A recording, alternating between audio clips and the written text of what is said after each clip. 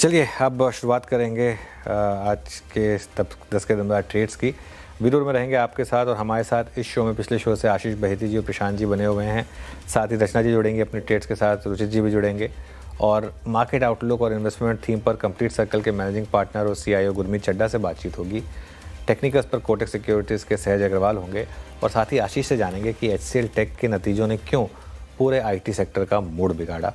इन सब पर होगी बातचीत, लेकिन इससे पहले एक नज़र ज़रा आज की मार्केट पर। और निफ्टी अब 24,400 के नीचे, याद रखें कल का लो 24,352 के आसपास था। अब हम उस सपोर्ट जोन की तरफ बढ़ते हुए बैंक निफ्टी भी अब 57,100 पर आ गया है, 260 पॉइंट नीचे।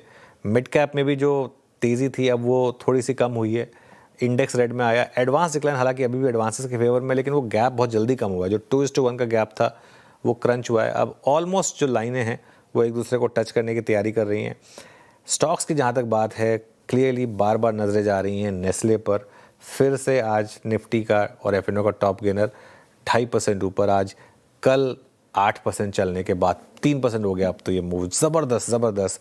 इसके अलावा अदानी पावर, टोरेंट पावर, तो पावर स्टॉक्स में थोड़ी सी रैली है। नैल्को, संवर्धन, यहाँ थोड़ी सी रैली है। यूनियन बैंक थोड़ा अच्छा चल रहा है। जुबिलेंट फूड वर्क ये अच्छा कर रहा है। ये कुछ चलने वाले शेयर्स हैं, लेकिन गिरने वाले शेयर्स में no further than IT। HCL tech lead कर रहा है करीब 10% की गिरावट के साथ अब यहाँ पर। इसके अलावा टाटा एलेक्सी 5% नीचे हो चुका है। परसिस्टेंट सिस्टम्स 4% नीचे है। कोफोज, इन्फोसिस, टेक महिंद्रा, KPIT सब में बड़ी गिरावट है। और एक बार आप लेकर आइए 361 वैम, क्या हुआ यहाँ एकदम से पिछले कुछ मिनटों में एकदम से ये स्टॉक जो है कोलैप्स हुआ। अच्छे नंबर्स पर चला, लेकिन देखिए कोलैप्स हुआ उसके बाद और अब इनफैक्ट डीलों पर आ गया करीब 4.5% नीचे। इस समय 361 वैम का स्टॉक आपको ट्रेड करता हुआ दिखाई देगा। आप फिर जी, ये थी अब तक की बाजार की छोटी सी समरी। कैसा कामकाज रहा अब तक, अब चलिए पैनल से बातचीत करते हैं। आशीष बहेती जी, प्रशांत सावंत हमारे साथ पिछले कार्यक्रम से हैं और रुचित जैन और रचना वैद्य फ्रेश पर्सपेक्टिव लेके जुड़ चुके हैं। आप सभी को नमस्कार, कार्यक्रम में स्वागत है। Ruchit, good morning. आपके दो ट्रेड्स इस वक्त के? जी वेरी गुड मॉर्निंग। दो स्टॉक्स में पहला स्टॉक मेरा रहेगा संवर्धना मदरसन, जहाँ पे खरीदारी की सलाह है। सो ऑल्दो मार्केट्स में थोड़ा पुल बैक मूव लग रहा है, but overall I think no stock specific momentum रहेगा। सो संवर्धना मदरसन ने आज एक लास्ट 4-5 दिनों के कंसोलिडेशन का ब्रेकआउट दिया और अपट्रेंड के रिजम्पशन के साइंस दिए। तो करंट लेवल्स पे 122 के नीचे स्टॉप लॉस रखे, यहाँ पे खरीदारी करे 137 के टारगेट्स के लिए।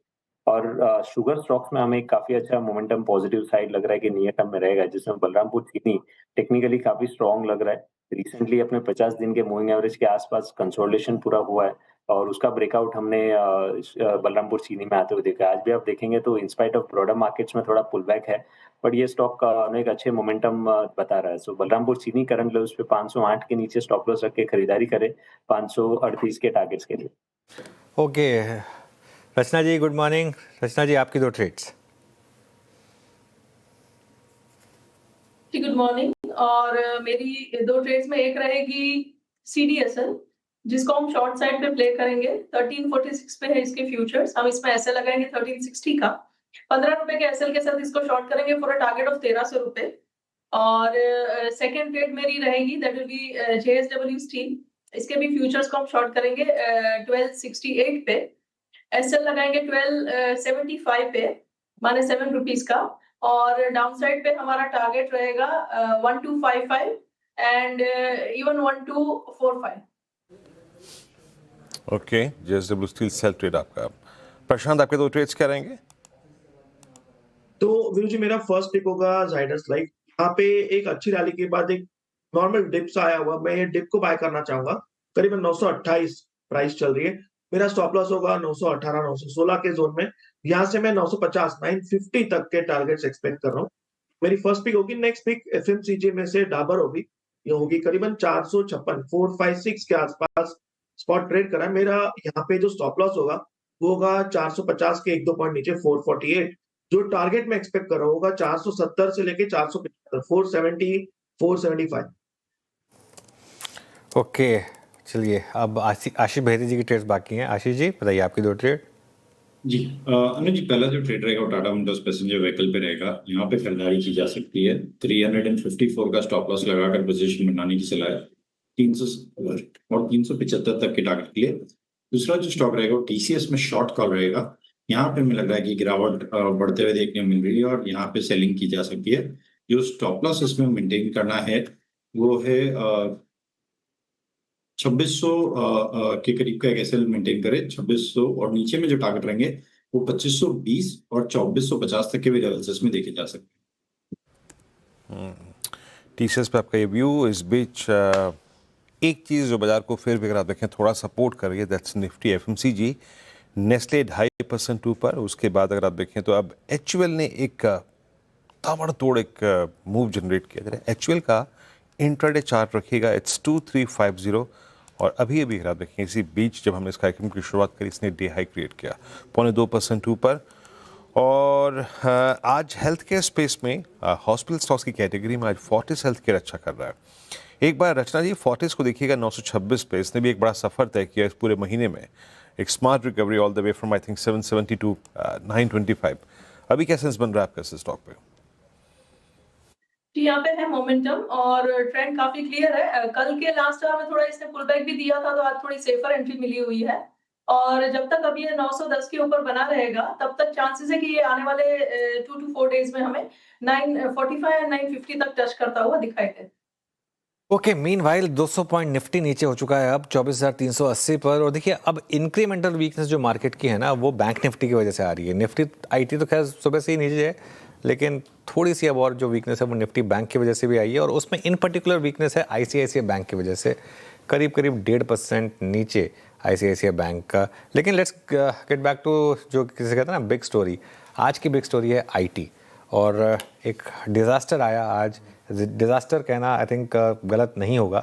एचसीएल टेक के बारे में शेयर करीब करीब 9% नीचे है। और इसके साथ साथ परसिस्टेंट और टाटा एलेक्सी यहाँ पर भी बड़ी गिरावट है। आशीष के पास चलते हैं और जानते हैं कि आखिर हुआ क्या। आशीष बताइए। जैसा सुबह हमारी चर्चा हो रही थी वैसे ही सब कुछ प्ले आउट होता हुआ। आईटी इंडेक्स अच्छे खासे पेन में ट्रेड करता हुआ और ये तीनों रिजल्ट रिएक्शंस अभी भी आपने स्क्रीन पे देखे। एचसीएल टेक्नोलॉजीज एक डिसअपॉइंटिंग Q4 परफॉर्मेंस है। Q4 के एस्टिमेट्स मिस करे, पूरे साल की FY26 की दी हुई गाइडेंस मिस करी और FY27 यानी कि अब आने वाले साल के लिए जो गाइडेंस दी वो स्ट्रीट एक्सपेक्टेशन से कहीं कम। अब लेकर आता हूं सारे आंकड़े।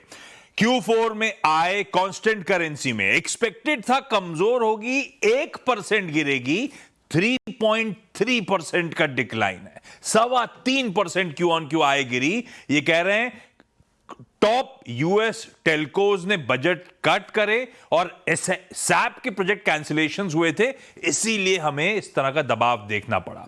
थोड़ा सा डिग डीपर करेंगे तो सेगमेंट परफॉर्मेंस मैंने रखा है। एचसीएल टेक बाकी आईटी कंपनीज की तरह सर्विसेज रेवेन्यू सबसे ज्यादा कंट्रीब्यूट करते हैं 75%। वो तो फिर भी क्यू ऑन क्यू फ्लैट था, पर इंजीनियरिंग एंड R&D और खास तौर पे सॉफ्टवेयर क्यू ऑन क्यू तगड़ा दबाव था और सॉफ्टवेयर तो 28% क्यू ऑन क्यू गिरता हुआ आपको नजर आया।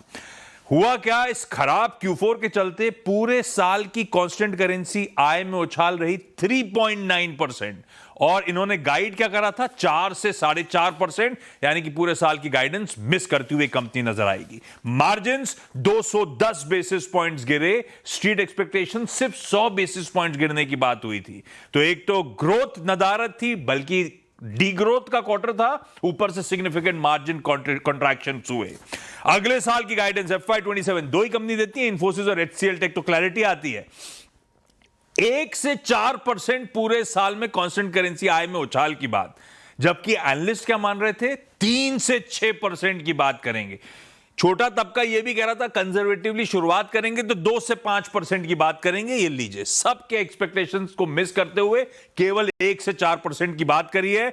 शायद कंजर्वेटिव काफी आउटलुक है और इसको देख के लग रहा है कि डिस्क्रिशनरी स्पेंड्स में हालात सुधरना अभी कुछ क्वार्टर्स दूर है। मैनेजमेंट इस बार की प्रेस कॉन्फ्रेंस में कह लीजिए आप नोटिस कर सकते थे काफी कॉशियस साउंड कर रहे थे अपनी कमेंट्री में। सीईओ साहब, सीएफओ साहब दोनों सेवरल पॉकेट ऑफ स्ट्रेस की बात कर रहे थे और उसी के चलते कह रहे थे कंजर्वेटिव आउटलुक है हमारा इस साल का। ब्रोकरेजेस के साथ छोड़े जा रहा हूं आपको नंबर्स के बाद, बट ऑब्वियस है ब्रोकरेजेस थोड़े से कंसर्न, पुराने टारगेट्स रिविजिट करेंगे और सबने अपने टारगेट्स रिड्यूस करें इस कंपनी को लेकर। शुक्रिया आशीष। तो ये बात हो गई आज के एक्सीडेंट ऑफ द डे की। अब बात करते हैं हम गुरमीत चड्ढा से, कंप्लीट सर्कल के मैनेजिंग पार्टनर और सीईओ जो हमारे साथ जुड़ रहे हैं। गुरमीत जी गुड मॉर्निंग। शुरुआत आईटी के साथ ही, क्योंकि एक लग रहा था पिछले कुछ दिनों में कि शायद वर्स्ट इज़ ओवर, लेकिन इन नंबर्स ने एक बार फिर साबित कर दिया कि ये पेन जो है ये शायद काफ़ी समय तक रहने वाली है। आपका क्या व्यू होगा इस समय लार्ज कैप आईटी को लेकर? डिसअपॉइंटिंग है। आई थिंक जहां लग रहा था कि शायद एक स्ट्रक्चरल व्यू तो पॉजिटिव नहीं था, लग रहा था शायद एक टैक्टिकल बाउंस आ सकता है। आई थिंक ये ऑल राउंड मिस हो गया। तो एग्जिस्टिंग सैप प्रोजेक्ट्स कैंसिल हुए, दो टेलीकॉम कंपनीज जो टेलीकॉम वर्टिकल है वहां पे वीकनेस आई, और सॉफ्टवेयर बिजनेस इनका हाई मार्जिन बिजनेस है जो रेवेन्यू तो 10% करता है, मार्जिन और एबिटा में 20-25% कंट्रीब्यूट करता है। वहां करीबन उस अकेले से 100 बेसिस पॉइंट्स का इम्पैक्ट पड़ा। हालांकि उस बिजनेस को अब रेवेन्यू फोकस और मार्जिन फोकस ज्यादा कर रहे हैं, प्रॉफिटेबिलिटी फोकस ज्यादा है, शायद नॉर्मलाइज करे। और बाजार अभी इस मूड में नहीं है कि ऑलराउंड मिस को बर्दाश्त करें। उस वजह से हम नेगेटिव रिएक्शन देख रहे हैं, और थोड़ा सा शायद स्पिल ओवर और आईटी पे भी आएगा। बाकी नतीजे थोड़े इंपॉर्टेंट हो जाते हैं। मुझे लगता है कहीं ना कहीं थोड़े से परसिस्टेंट के नतीजे भी हल्के से सॉफ्ट रहे। हमें एक आदत है परसिस्टेंट से क्वार्टर ऑन क्वार्टर 4% ग्रोथ करने की, तो दोनों तरफ परसिस्टेंट का वैल्यूएशन भी थोड़ा सा हाई है। बट मैं इस करंट प्राइस पे डाउनसाइड मेरे हिसाब से लिमिटेड है, बट एक जो जैसा मैंने बोला अनुज टैक्टिकल बाउंस लग रहा था, वो मुझे लगता है एक एक वापस से उस पर क्वेश्चन मार्क आ गया।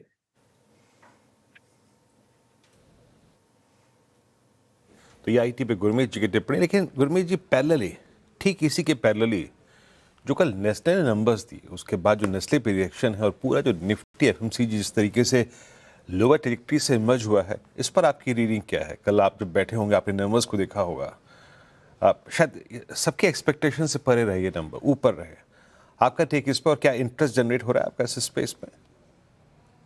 नहीं, और बहुत पॉजिटिव भी सरप्राइज किया नेस्ले ने। हमारे एक दो नॉन डिस्क्रिशनरी पोर्टफोलियो में है, बट ओवरऑल इतने पॉजिटिव नतीजे शायद बाजार भी एक्सपेक्ट नहीं कर रहा था। तो और हमने क्या देखा है वीरू जी, जो बीपीसी बिजनेस है, ब्यूटी पर्सनल केयर है, हेयर केयर है, टॉयलेटरीज है, यहाँ पे एक प्रेशर रहा है। वॉल्यूम भी फ्लैट रहा है, मार्जिन भी फ्लैट है, और रॉ मटेरियल कॉस्ट बढ़ी है, पाम ऑयल प्राइसेस बढ़े हैं और इनपुट कॉस्ट बढ़ी है। तो एचयूएल है या डाबर है या जो जो पर्सनल केयर सेगमेंट में है, उन्होंने इतना अच्छा नहीं किया। लेकिन जहां फूड बिजनेस थोड़ा सा स्ट्रांग है, जैसे नेस्ले है, टाटा कंज्यूमर है, कुछ फूड बिजनेस है, वहां पे नतीजे, इनफैक्ट अगर आप देखें तो मिसेस बेक्टर के भी नंबर्स अच्छे आए हैं। तो एक जो फूड बिजनेस है उसका मुझे लगता है वहां पे प्रीमियमाइजेशन है, फॉर्मलाइजेशन है, और वहां पे अभी भी थोड़े से ग्रोथ लीवर्स हैं। तो विद इन एफएमसीजी हम थोड़ा सा जो फूड बेवरेज पार्ट है उसको लेके कंस्ट्रक्टिव है। बट हमारे पोर्टफोलियो में अभी हाल फिलहाल के लिए सिर्फ टाटा कंज्यूमर, और अगर मैं उसका एक एक्सटेंशन लूं वो इटर्नल है। बाकी कोई इसमें हमारे पास प्ले है नहीं पोर्टफोलियो में। ओके, चलिए यही बात हो गई एफएमसीजी की। गुरमीत जी, एक स्पेस जहां मैसिव मूव्स आ रहे हैं वो है पावर। आप कोई भी पावर स्टॉक उठा के देख लीजिए, पिछले एक महीने में 15 से 20% के ऑन एन एवरेज रिटर्न्स आए हैं। ऑब्वियसली कहीं ना कहीं मार्केट को शायद इस मिडिल ईस्ट संकट के बाद थोड़ा सा एक फोकस लगा कि अब एनर्जी पर फोकस करना होगा, लेकिन यहाँ पर आपकी प्रेफर्ड पिक्स क्या होंगी? तो अनुज, हम काफी हमारी बहुत चर्चा हुई इस पे, हम पूरा एनर्जी वैल्यू चेन पे बहुत कंस्ट्रक्टिव हैं। तो जनरेशन में हमारे पास टाटा पावर था, सीजी पावर कॉम्बिनेशन है, it's more power equipment and now semiconductor, वो है। आप अगर नेशनल इलेक्ट्रिसिटी प्लान देखें, एनईपी, जो कि गवर्नमेंट डॉक्यूमेंट है 2032 का, वो बात कर रहा है 1.5 लाख सर्किट किलोमीटर की। हमारी मेन प्रॉब्लम शुरू से ट्रांसमिशन और डिस्ट्रीब्यूशन है, तो 1.5 लाख सर्किट किलोमीटर ऐड होगा। तो ऑब्वियसली जो ग्रिड लाइंस हैं, वायर्स हैं, केबल्स हैं, इनकी डिमांड बहुत अच्छी रहने वाली है। पॉलीकैब ने पीछे नया हाई बनाया, के पावर ने नया हाई बनाया, पावर ग्रिड अब थोड़ा सा अच्छा कर रहा है। आप देखिए वर्ल्ड वाइड ट्रांसफॉर्मर्स का बहुत बड़ा शॉर्टेज है, यूएस में डेटा सेंटर्स डिले हो रहे हैं, और ये एक बहुत बड़ी अपॉर्चुनिटी है। तो जो भी कंपनीज ट्रांसफॉर्मर स्पेस में है, हिटाची है, सीमेंस है, जो भी ट्रांसमिशन डिस्ट्रीब्यूशन स्पेस में है, टीडी पावर है, सब लोग अपने या तो नए हाई पे हैं या ग्रोथ किया है। हमने रिसेंटली वारी ऐड किया है क्योंकि हमें लगता है परफेक्ट 2 महीने पहले perfect integrated backward integrated company है। इसके अलावा अनुज निश प्लेयर्स हैं जो जैसे हमारे पास हिंद रेक्टिफायर है, वो लार्जली अभी रेलवे प्लेयर है, बट वो पावर इक्विपमेंट ट्रांसफॉर्मर्स में एक बड़ा प्लेयर बन के उभरेगा नॉन रेलवे साइड भी। उसके अलावा अनुज और हम इसमें स्पेसेस को इवैल्यूएट कर रहे हैं। एचपीडीसी एक पॉकेट है जहां पे हम बहुत इवैल्यूएट कर रहे हैं। अगर आप सोलर रूफटॉप इंस्टॉलेशन देखें, हम 2 साल पहले कुछ 10-12 हजार महीने का कर रहे थे जब प्रधानमंत्री योजना आई। 2 लाख का रन रेट आ गया है मार्च में। तो लगभग लगभग 33-34 लाख घर पे सोलर रूफटॉप इंस्टॉलेशन लग गया है और उसमें गवर्नमेंट सब्सिडी दे रही है। तो 10 गीगावाट का कैपेसिटी क्रिएट हो गया है। तो कुछ समय में हम हमारे हाउस होल्ड एनर्जी प्रोड्यूसर होंगे, नेट एनर्जी न्यूट्रल हो जाएंगे। तो मुझे लगता है ये स्पेस बहुत एक्साइटिंग है और अभी बहुत ज्यादा इसमें लेग्स बाकी हैं। आपकी जैसे कि हालांकि एक ही हफ्ते में या 2 हफ्ते में ये दूसरी बार प्रश्न पूछ रहा हूँ, लेकिन आपकी जो होल्डिंग्स थी आपके PMS candidates like grow capital market थी में बहुत अच्छा कर रहे हैं। थोड़ा सा एएमसीज की तरफ आपका रुझान नहीं बढ़ रहा है क्या गुरमीत? एएमसीज पे आपका टेक क्या है? क्योंकि प्राइस डैमेज यहाँ भी हुआ है 2024-25 में एचडीएफसी एएमसी ने काफ़ी अच्छे रिटर्न्स दिए थे। इस पर आपका तर्क क्या होगा? तो हमारे पास एक्चुअली एएमसी पे हम ओवरवेट है। हमारे पास 2 एएमसी स्टॉक्स हैं पोर्टफोलियो में, ग्रो के अलावा और सीडीएसएल के अलावा हमारे पास एचडीएफसी एएमसी है। हमारे पास बिरला एएमसी है जो हमने पिछले 2-3 महीने में ऐड किया है। बिरला मैंने आपसे चर्चा की थी, हरीश कृष्णन जी जब से आए हैं as a CIO, major turnaround है सारी कैटेगरीज में, फ्लेक्सी कैप में, मिड कैप में, मल्टी कैप कैटेगरी में, बिजनेस अपॉर्चुनिटी फंड में, सारे फंड्स क्वार्टाइल 1 है। बिरला का डेट इक्विटी मिक्स जो था वो डेट ज्यादा था वर्सेस एसबीआई, आईसीआईसीआई और निपॉन के। तो वो भी अब धीरे धीरे इंप्रूव हो रहा है। हाइब्रिड कैटेगरी में बहुत अच्छा कर रहे हैं, मल्टी एसेट कैटेगरी में नए लॉन्चेस किए हैं। एसआईएफ जो नई कैटेगरी आई है उसमें उन्होंने अभी लॉन्ग शॉर्ट कैटेगरी में लॉन्चेस किए हैं। और कमोडिटी में भी अच्छा इन्फ्लो आ रहा है गोल्ड सिल्वर ईटीएफ में। तो ये एक स्टॉक है जो 30-40% डिस्काउंट पे था। वो मुझे लगता है कैचअप कर सकता है। यील्ड भी इंप्रूव होगी एक्विटी मिक्स बढ़ने से, और थोड़ा मार्क टू मार्केट इम्पैक्ट भी आता है। अगर बाजार में रिकवरी आएगी तो वो इम्पैक्ट आपको मैनेजमेंट फी और यील्ड में भी देखने को मिलेगा। गुरमीत जी, इस बार मानसून शायद थोड़ा सा फीका रहे, गर्मी ऑलरेडी बहुत ज़्यादा है मैं सुन रहा हूँ, और विद्युत तो बता रहे थे वो सो भी नहीं पा रहे हैं आजकल। तो ऐसे में ये जो एसी स्टॉक्स हैं या ये जो ईएमएस स्टॉक्स हैं, इन पर क्या व्यू रहेगा आपका? अनुज, हमने एलजी ऐड किया था जब एलजी में वीकनेस आई थी, बट बीच में थोड़ा अंडर परफॉर्मेंस था, अब थोड़ा सा रिकवर किया है। थोड़ा सा मुझे लगता है मार्जिन प्रेशर रहेगा, जो सप्लाई चेन डिस्ट्रप्शन हुआ है और इनपुट कॉस्ट बढ़ी है, और प्राइस्ड है अनुज बहुत कुछ अपसाइड। चाहे आप ब्लू स्टार लें, चाहे आप एलजी लें, चाहे आप हैवेल्स लें, कहीं ना कहीं प्राइस में।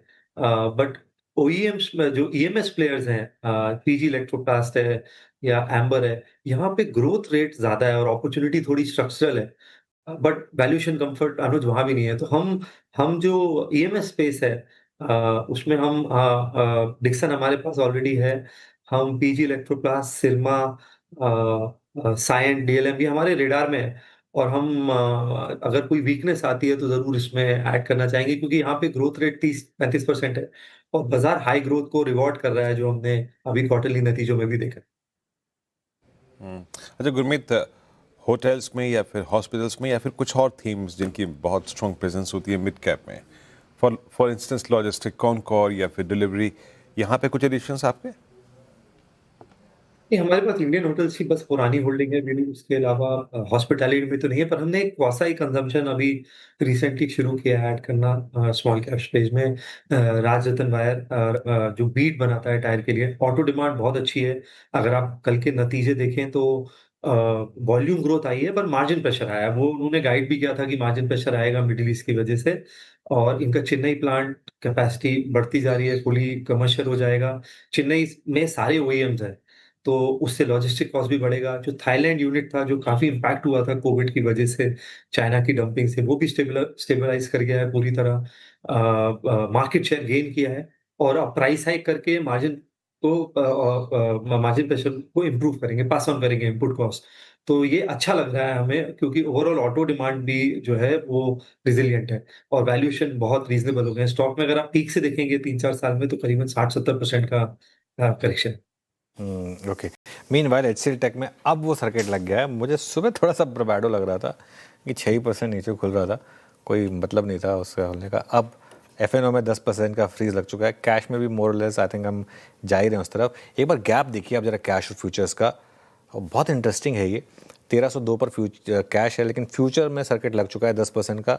और ऑलरेडी अगर आप देखें तो करीब करीब गैप कल भी था, मतलब कल ऑलरेडी शॉर्टिंग हुई थी। सोचिए उसके बावजूद आज स्टॉक में हल्की सी भी रिकवरी नहीं, और 10% नीचे इस समय ये स्टॉक ट्रेड कर रहा है। पर गुरमीत जी, आखिरी सवाल मेरी तरफ से, कोई और ब्रॉडर थीम या स्टॉक स्पेसिफिक आइडियाज़ जिन पर आपने काम किया हो या अपने पोर्टफोलियो में ऐड किया हो?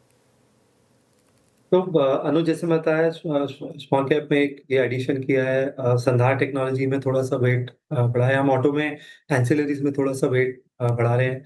वारी हमने एनर्जी स्पेस में ऐड किया है। और हम और भी पावर इक्विपमेंट स्पेस को स्टडी कर रहे हैं, क्योंकि अपॉर्चुनिटी बहुत बहुत स्ट्रक्चरल है, बहुत बहुत लॉन्ग टर्म है। तो हम ट्रांसमिशन डिस्ट्रीब्यूशन स्पेस में और आइडियाज एक्सप्लोर कर रहे हैं। केमिकल एक ऐसा पॉकेट है जहाँ पे हमने थोड़ा सा कॉन्ट्रा व्यू लेना शुरू किया है। हमारे पास ऑलरेडी जेजी केमिकल है जो जिंक डाइऑक्साइड और जिंक रिसाइकलिंग पे है।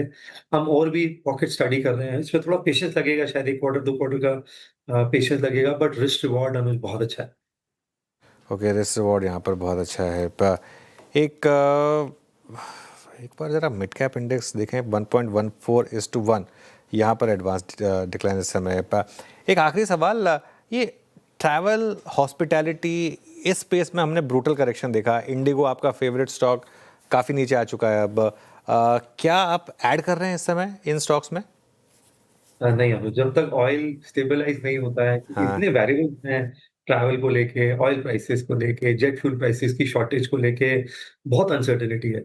तो हम जब दिसंबर में वो क्राइसिस हुआ था अनुज, जब शेयर करीबन 4900-5000 के आसपास था, तो हमने सब्सटैंशियली इसको ट्रिम किया था। बट एक पीछे और लोअर लेवल्स आए थे 4000 के नीचे, वो मिस हो गए। बट अगर अच्छा करेक्शन आता है, एक बार वॉर स्टेबलाइज हो जाता है, ट्रैवल रिज्यूम होता है, तब आईएक्सीगो है, इंडिगो है, बहुत सारे हैं, प्लेटफॉर्म प्लेस भी हैं जिस पे हमारी निगाह रहेगी।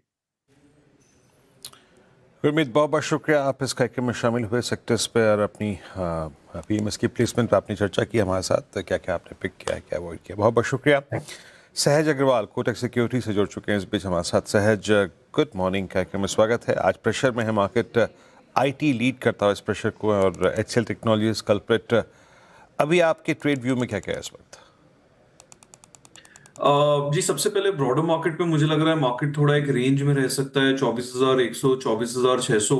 कल तक मोमेंटम बहुत बढ़िया था, पर ये जो रिसेंट डेवलपमेंट्स हुए हैं मिडिल ईस्ट में, इसने मार्केट को थोड़ा सा एक डिफेंसिव मोड में डाल दिया है। तो 24,600 यदि निकलता है तो ऊपर में फिर और मोमेंटम आएगा। हालांकि कोई नेगेटिविटी आउटराइट नहीं दिख रही है, सपोर्ट बहुत ही बेहतरीन है 24,100 का। तो फिलहाल के लिए बहुत ही बेहतरीन रैली, और अभी तक का अप्रैल सीरीज बहुत अच्छा रहा है, तो थोड़ा रेंज बाउंड एक्सपेक्ट कर सकते हैं ये वाला हफ्ता। ब्रॉडर मार्केट पे ये व्यू है। स्टॉक स्पेसिफिक में आई थिंक आप एक बहुत इंटरेस्टिंग सेक्टर डिस्कस कर रहे थे आपके प्रीवियस गेस्ट के साथ, एनर्जी। तो शॉर्ट टर्म ट्रेडिंग के लिए भी जेएसडब्ल्यू एनर्जी एक स्टॉक बहुत अच्छा लग रहा है करंट मार्केट प्राइस पे। इसमें मोमेंटम भी बना हुआ है, और इनफैक्ट बहुत महीने के कंसोलिडेशन के बाद ये एक अच्छा खासा ब्रेकआउट जैसा स्ट्रक्चर दे रहा है, जहां पे हमें एक ट्रेंड लाइन ब्रेकआउट दिख रहा है। तो जेएसडब्ल्यू एनर्जी में सजेस्ट करूंगा 518 के स्टॉप लॉस के साथ, और ऊपर में 590 तक का टारगेट हमें इसमें शॉर्ट टर्म में नजर आ रहा है। 4 से 5 दिन में थोड़ा सा एग्रेसिव है, बट पॉसिबिलिटी काफी हाई लग रही है।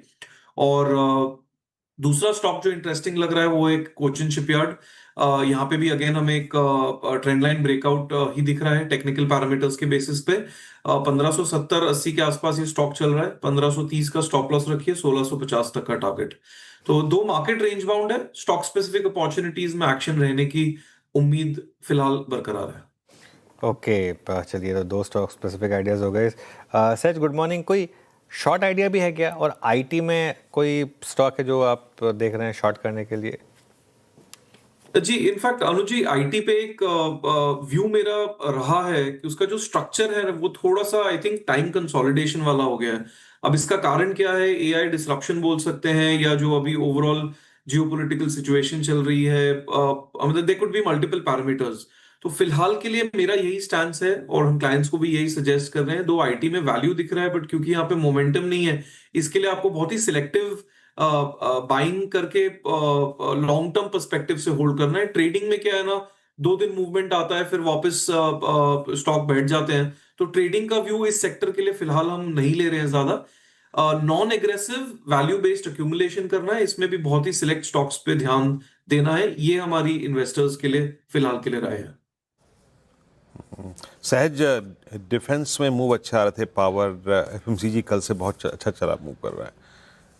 यहाँ पे आपका कोई काउंटर अभी भी लॉन्ग साइड जो क्लाइंट्स को सजेस्ट किया आप लोगों ने? जी इनफैक्ट आई थिंक डाबर एक ऐसा स्टॉक है, इंटरेस्टिंग लग रहा है काफी। डबल बॉटम टाइप स्ट्रक्चर बना है और धीरे धीरे ऊपर आ रहा है। सेक्टर का लीडर हिंदुस्तान यूनिलीवर तो ऑलरेडी चल चुका है, तो डाबर मुझे यहाँ पे इंटरेस्टिंग लग रहा है। इसने एक आपका जो लोअर टॉप लोअर बॉटम का स्ट्रक्चर था उसको भी नेगेट करके एक नया टॉप बनाया है शॉर्ट टर्म बेसिस पर। तो फिलहाल के लिए मेरे हिसाब से डाबर को जरूर देख सकते हैं। 455 के आसपास चल रहा है स्टॉक। जो प्रीवियस इसका रेजिस्टेंस लेवल था 435 का, उसको आप अभी सपोर्ट मान के चलिए और ऊपर की तरफ में 500 तक का टारगेट आने का पॉसिबिलिटी है। थोड़ा टाइम लगेगा बिकॉज ये हाई बीटा स्टॉक नहीं है, तो बट जी पॉजिटिव बायस के साथ जरूर ट्रेड कर सकते हैं इसमें। ऑलराइट सहज जी, बहुत बहुत शुक्रिया आज हमारे साथ जुड़ने के लिए। अब इस शो को समेट रहे हैं, मार्केट डीलों पर है और ध्यान रखें आज का लो और कल का लो एकदम सेम है, डिटो 24,352 के आसपास। अब देखते हैं इस लेवल को हम प्रोटेक्ट कर पाएंगे या नहीं कर पाएंगे। आईटी क्लियरली आज का डिज़ास्टर, और अब इंडेक्स देखिए आप करीब करीब ऑलमोस्ट 4% की गिरावट की तरफ बढ़ता हुआ। HCL टेक अभी भी 10% की फ्रीज पर ही है। टाटा एलेक्सी अब 5.5% नीचे हो चुका है। परसिस्टेंट, कुफोज, टेक महिंद्रा सब में बड़ी गिरावट है। चलिए इस शो को समेट रहे हैं और इस शो के बाद श्रेया और कंचन के साथ देखिए ट्रेडर्स हॉटलाइन।